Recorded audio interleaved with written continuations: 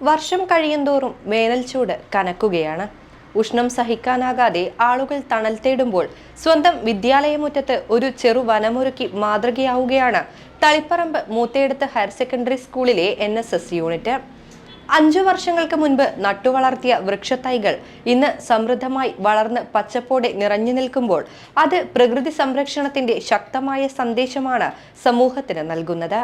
കത്തുന്ന സൂര്യന്റെ ചൂടിൽ ചുറ്റുപാടുകൾ വെന്തുരുകുമ്പോഴും ഈ സ്കൂൾ മുറ്റം മാത്രം പച്ചപ്പോടെ കുളിരണിയുന്നു. 2022 മുൻ NSS പ്രോഗ്രാം ഓഫീസർ രസ്നയുടെ നേതൃത്വത്തിൽ ആരംഭിച്ച തണലിടം പദ്ധതിയാണ് ഇന്നത്തെ ഈ തണലിന് കാരണമായത്. കരിമ്പം ഫാമിലെ ജീവനക്കാരനായ രൂപേഷാണ് ഒഴിവുവേളകളിൽ കുട്ടികൾക്ക് വൃക്ഷത്തൈ നടുന്നതിനും പരിപാലിക്കുന്നതിനുമായി എല്ലാവിധ സഹായങ്ങൾ ചെയ്തു കൊടുക്കുന്നത്. 2022 കരിമ്പം ഫാമിൽ നിന്നും കൊണ്ടുവന്ന 100ഓളം ഫലവൃക്ഷങ്ങൾ ഇന്ന് പരിപാലിക്കുന്നത് NSS പ്രോഗ്രാം ഓഫീസറായ ഉഷ ടീച്ചറുടെ നേതൃത്വത്തിലാണ്. ഫലവൃക്ഷങ്ങളുടെ ഒരു കലവറ തന്നെയാണ് ഇവിടെ ഒരുക്കിയിരിക്കുന്നത്. ചതുരൻപുളി, റംബൂട്ടാൻ, ഉറുമാമ്പഴം, സപ്പോട്ട, മുള്ളാത്ത, ബറാബ എന്നിവയ്ക്ക് പുറമെ മാവിനങ്ങളായ വെള്ളക്കുമ്പളൻ, ജഹാംഗീർ, ബനീഷ്യൻ എന്നിവയും ഇവിടെ സമൃദ്ധമായി വളരുന്നു. പ്ലാവിനങ്ങളായ തേൻവരിക്ക, ജാക്രോസ്, വിയറ്റ്നാം ഏർലി എന്നിവയും ഈ കൃഷിത്തോട്ടത്തിന് മാറ്റുകൂട്ടുന്നു. പഠനത്തോടൊപ്പം പരിസ്ഥിതിയെയും പ്രണയിക്കാൻ പഠിപ്പിക്കുകയാണ് ഈ വിദ്യാലയം.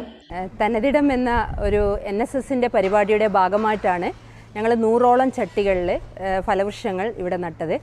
അപ്പോൾ അതിന് 2022 ഇതിന് തുടക്കം കുറിച്ചത്.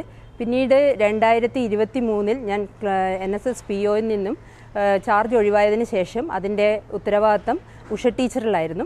അപ്പോൾ അതിനുശേഷം ടീച്ചർ ആ ചട്ടിയിൽ നിന്നും എല്ലാ ചെടികളെയും നമ്മുടെ ഭൂമിയിലേക്ക് നടുകയും അങ്ങനെ അതിന് കുട്ടികൾ NSS കുട്ടികൾ അതിന് പരിപാലനം നൽകുകയും വളം ഇട്ട് കൊടുക്കുകയും ഒക്കെ ചെയ്തതിൻ്റെ ഭാഗമായിട്ടാണ് ഇത്തരം ഒരു സന്തോഷം നമ്മൾക്കിന്ന് ഉണ്ടായത്. ഇതിന് കരിമ്പം ഫാമിലെ രൂപേഷായിരുന്നു അന്ന് നമുക്ക് ഈ ചെടികളൊക്കെ 100ഓളം ചെടികൾ ഇവിടെ നട്ടിട്ടുണ്ടായിരുന്നു. അതിന് തുടക്കം കുറിച്ചത് രൂപേഷായിരുന്നു. പിന്നീട് ടീച്ചറുടെ കാലഘട്ടത്തിൽ അതിന് വളമിട്ടതും ഒക്കെ നാസറായിരുന്നു.